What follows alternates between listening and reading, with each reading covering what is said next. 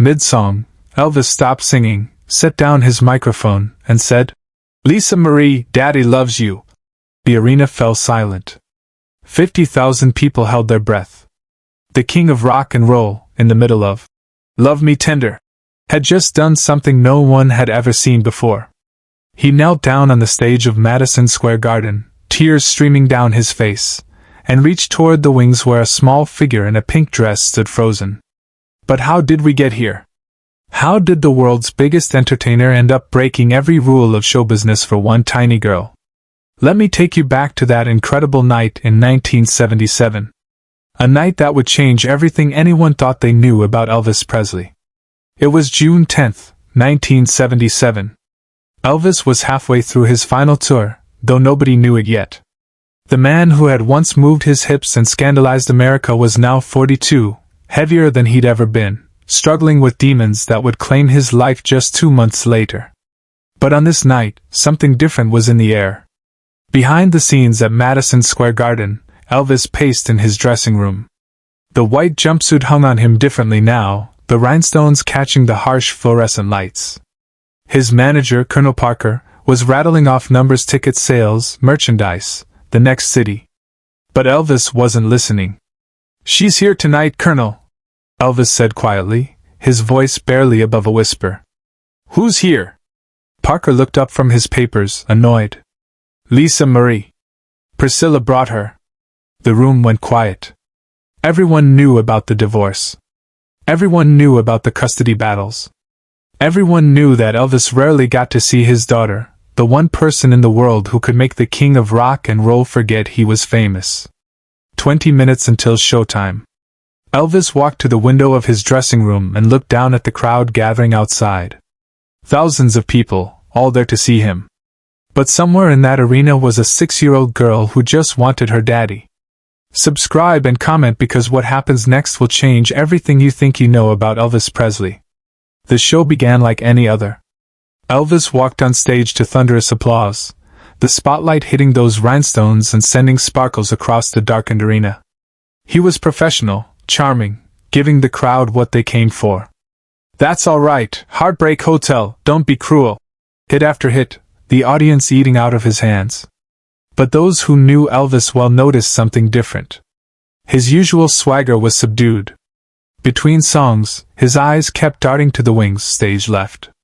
Security personnel had noticed it too, the way he kept glancing toward that particular spot, like he was looking for someone. Lisa Marie stood there in the shadows, wearing a pink dress her mother had picked out special for the occasion. At 6 years old, she didn't fully understand what made her daddy so special to all these screaming people. To her, he was just a man who sang her to sleep on the rare nights they were together, who called her Yisa, because she couldn't pronounce her own name as a toddler. Priscilla had brought her despite the risks. Despite the lawyers who said it might complicate things. Despite Colonel Parker's protests that children didn't belong at concerts. Because deep down, she knew that Elvis needed to see his daughter more than he needed anything else in the world. Halfway through the show, Elvis began, "Love Me Tender." It was always an emotional song for him, one of his first hits, one that reminded him of simpler times. But tonight, as he sang those familiar words, something cracked open inside his chest. "Love me tender, love me sweet, never let me go." His voice wavered. The musicians noticed first they'd been playing with Elvis long enough to know when something was wrong. The guitar player, James Burton, gave him a concerned look. But Elvis kept singing, his eyes now locked on that spot in the wings where his little girl stood watching. "You have made my life complete, and I love you so." And that's when it happened. But the most incredible part of this story is what comes next. The part nobody expected. Elvis stopped singing mid-verse. Just stopped. The band kept playing for a few beats, confused, until they realized their leader had gone completely silent. 50,000 people, expecting the next line of the song, instead heard nothing but the hum of amplifiers and the distant sound of traffic from the New York streets below. Elvis set his microphone down on the stage floor. The gesture was so deliberate, so unlike anything anyone had ever seen him do, that a ripple of confusion spread through the arena. People started whispering, Then the whispers died as everyone strained to see what was happening. He walked to the edge of the stage, to the spot closest to the wings where Lisa Marie stood. And then, in front of 50,000 strangers, Elvis Presley knelt down and said the words that would echo through music history. "Lisa Marie, Daddy loves you." His voice carried through the arena without amplification, cutting through the silence like a prayer. And then he did something that made grown men weep and hardened music critics question everything they thought they knew about show business. He held out his hand toward the wings. "Come here, baby girl." The security guards didn't know what to do. This wasn't in any playbook. Colonel Parker was frantically gesturing from the back of the venue, but Elvis couldn't see him, wouldn't have cared if he could. All he saw was his daughter, hesitating in the shadows, wearing that pink dress and looking scared. Lisa Marie took a step forward. Then another. The audience realized what was happening and began to applaud, gently at first, then building to something that wasn't quite applause but wasn't quite cheering either. It was something softer, more human. 50,000 people witnessing a father's love. When Lisa Marie reached her daddy, Elvis scooped her up in his arms. The rhinestones on his jumpsuit pressed against her cheek, and she wrapped her small arms around his neck the way children do when they feel completely safe. "I want everyone to meet someone very special," Elvis said, his voice thick with emotion as he stood with his daughter in his arms. "This is my little girl, Lisa Marie." The arena erupted. But it wasn't the screaming frenzy typical of an Elvis concert. It was something deeper, warmer. People were crying. Hardened New Yorkers were wiping their eyes. Music journalists who had covered hundreds of concerts were struggling to take notes through their tears. Elvis carried Lisa Marie to the center of the stage. He sat down cross-legged, like they were in their living room instead of in front of 50,000 people, and placed his daughter on his lap. She looked out at the sea of faces, not scared anymore but curious. "You know what, baby girl?" Elvis said, speaking to Lisa Marie but loud enough for everyone to hear. "All these people came here to see Daddy sing. But Daddy came here to see you." He started singing again, but not to the audience. He sang directly to Lisa Marie. "Love Me Tender," becoming a lullaby, a private moment between father and daughter that happened to have 50,000 witnesses. "Love me tender, love me true, all my dreams fulfilled." Lisa Marie giggled at something he whispered in her ear. The sound of a child's laughter over the PA system broke whatever composure the audience had left. People weren't just crying now, they were sobbing. The hardest thing about fame, Elvis had always said, was that it took you away from the people you loved most. But on this night, he had found a way to bring those two worlds together. When the song ended, Elvis kissed the top of his daughter's head and whispered something that the audience couldn't hear but Lisa Marie would remember for the rest of her life. "No matter what happens, no matter where Daddy goes, remember that you are the most important thing in the whole world to me." He carried her back to the wings, back to Priscilla, back to the world beyond the stage. But before he let her go, he took off one of his rings, not the big, flashy ones, but a simple gold band he wore on his pinky finger and slipped it onto Lisa Marie's tiny hand.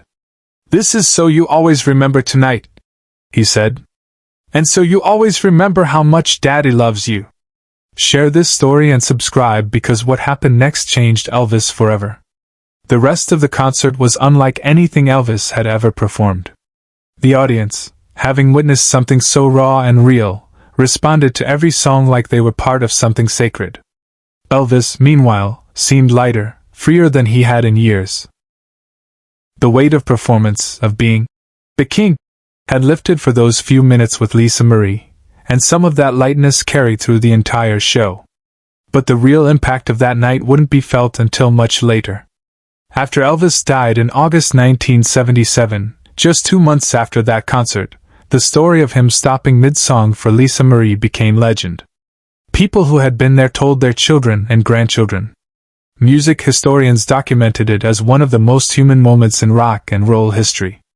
Lisa Marie kept that ring. Through her father's death, through her own struggles with fame, through marriages and divorces and the weight of carrying the Presley name, she kept that simple gold band. She would later say it was the one thing that reminded her that she was loved not because she was Elvis Presley's daughter, but because she was his little girl. Years later, when Lisa Marie had children of her own, she would tell them about the night their grandfather stopped a concert to tell the world he loved her. About how 50,000 strangers witnessed a moment of pure love, and how sometimes the most important thing you can do is stop everything: the show, the career, the noise, for the people who matter most. The pink dress from that night was carefully preserved. The ring became a family heirloom. But more than any object, what lasted was the memory of a father who chose love over showbusiness, who chose his daughter over his image, who reminded everyone watching that behind the rhinestones and the legend was just a man who loved his little girl. That night at Madison Square Garden, Elvis didn't just perform. He showed 50,000 people what it meant to be a father. And in doing so, he gave them and us permission to stop our own shows, whatever they might be, for the people we love most. But the story doesn't end there. The ripple effects of that single moment would continue long after the arena lights dimmed. In the weeks following that concert, something changed in Elvis's performances. Musicians who had worked with him for years noticed it immediately. The man who had once been consumed by the pressure of being the king seemed to find pieces of himself again. He started dedicating songs to people in the audience, not just the usual crowd pleasers, but real dedications to real people. At a concert in Indianapolis 3 weeks later, Elvis spotted an elderly couple in the front row holding hands. Mid-performance, he walked to the edge of the stage and asked them how long they'd been married. 52 years, the woman called back. Elvis nodded, smiled, and dedicated "Love Me Tender" to them. "This is what love looks like," he told the crowd, gesturing to the couple. "This is what we're all looking for." The media began to take notice. Rolling Stone magazine, which had often been critical of Elvis's later career, published an article titled, "The King Finds His Heart." Critics who had dismissed him as a Vegas caricature suddenly found themselves writing about an artist who had rediscovered his humanity on stage. Priscilla later revealed in interviews that the Madison Square Garden moment wasn't planned. She had brought Lisa Marie to several concerts before, but always kept her hidden backstage. That night, she said, something in Elvis's demeanor told her he needed to see his daughter more than he needed to maintain the illusion of the untouchable superstar. He was struggling so much in those final months. Priscilla remembered. The fame, the pressure, the isolation, it was eating him alive. But when he was with Lisa Marie, when he could just be her daddy, all of that melted away. That night at Madison Square Garden, 50,000 people got to see the man I fell in love with, the man behind the legend. The ring Elvis gave to Lisa Marie that night became more than just a keepsake. Years later, when Lisa Marie was going through her own struggles with fame and identity, she would hold that ring and remember what her father had told her, that she was the most important thing in his world. Not his career, not his legacy, not his image, her. When Lisa Marie had her own children, Riley, Benjamin, and the twins Harper and Finley, she would tell them the story of that night. She would show them the ring and explain how their grandfather had stopped everything, risked everything, to tell the world he loved his daughter. That's what real love does. She would tell them. It stops the world. The pink dress from that evening was carefully preserved by Priscilla. Years later, it would be displayed at Graceland as part of an exhibit about Elvis's personal life. But more than any museum piece, what endured was the lesson of that moment, that the most powerful performance isn't always the one you plan. The security guard who had been working the wings that night, Joe Esposito, would later describe it as the most moving moment he'd witnessed in 20 years of working with Elvis. "I've seen him make crowds go wild. I've seen him make women faint. I've seen him command stages all over the world," Esposito recalled. "But I'd never seen him just be a dad. That night, he wasn't the king. He was just a father who missed his little girl." The footage of that moment became legendary, though it was never officially released. Bootleg recordings circulated among Elvis fans for decades, passed from collector to collector like sacred relics. The audio quality was poor, the video grainy, but the emotion was crystal clear. You could hear the exact moment when 50,000 people collectively held their breath. You could hear Lisa Marie's small voice saying, "Hi, Daddy," into the microphone. You could hear Elvis's voice crack when he sang, "Love Me Tender," just for her. In 2010, over 30 years after that night, Lisa Marie was interviewed about her father's legacy. When asked about her most treasured memory of him, she didn't mention Graceland, the wealth, or the fame. She talked about Madison Square Garden. "People always want to know what it was like being Elvis Presley's daughter," she said, twisting that simple gold ring on her finger. "But that night, in front of all those people, I wasn't Elvis Presley's daughter. I was just Daddy's little girl. And he made sure everyone knew that was more important to him than anything else." The moment became a turning point not just for Elvis, but for how the entertainment industry viewed the relationship between public figures and their private lives.